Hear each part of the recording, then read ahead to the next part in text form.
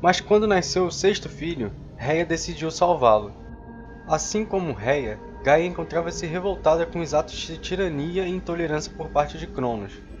E então, elas se juntaram e tramaram uma nova vingança. Após dar à luz, Rhea voltou ao local onde ela e Cronos viviam, enrolou em panos uma pedra e começou a fingir um parto. Depois, deu a Cronos esse embrulho. Ele engoliu achando ser o sexto filho, quando, na verdade, o seu filho estava bem longe dali. Este filho chamava-se Zeus.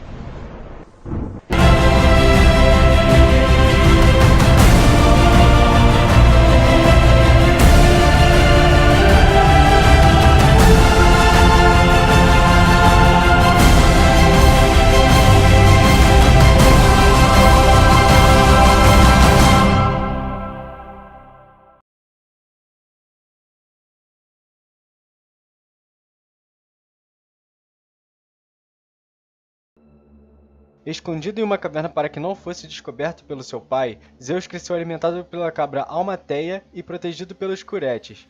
Os Curetes trabalhavam como soldados dia e noite, batendo suas lanças contra seus escudos para abafar o som de choro do bebê e impedir que Cronos o descobrisse. Anos depois, a cabra revelou a Zeus sua origem e o fim de seus irmãos. Isto provocou um imenso ódio no deus. A partir deste momento, ele decidiu se preparar para enfrentar o seu pai. Quando a cabra morreu, Zeus usou a pele do animal para fazer um escudo, e deu a ele o nome de Égide. Chegando à idade adulta, Zeus decidiu que era hora de enfrentar Cronos e o fazer pagar por tudo o que fez. Zeus aliou-se à sua tia Metis, que lhe deu uma bebida especial para provocar vômito em Cronos. Zeus disfarçou-se de viajante, foi até Cronos e lhe ofereceu a bebida, fazendo com que expelisse os filhos. Primeiramente, Cronos vomitou a pedra que Rhea havia lhe dado no lugar do bebê, e depois foi vomitando os seus filhos um a um, Deméter, Hades, Hera, Poseidon e Hestia. Cronos demorou a entender o que estava acontecendo. No entanto, Zeus logo se revelou. Após libertar os seus irmãos, Zeus os convocou para combater o pai. Cronos, por outro lado, pediu ajuda dos titãs para enfrentar aqueles rebeldes. Liderados por Atlas, os titãs reuniram-se no Monte Otris, que ficava ao sul da Grécia, e os deuses, liderados por Zeus, reuniram-se no Monte Olimpo, que ficava ao norte, iniciando assim uma das maiores guerras da história, a Titanomaquia.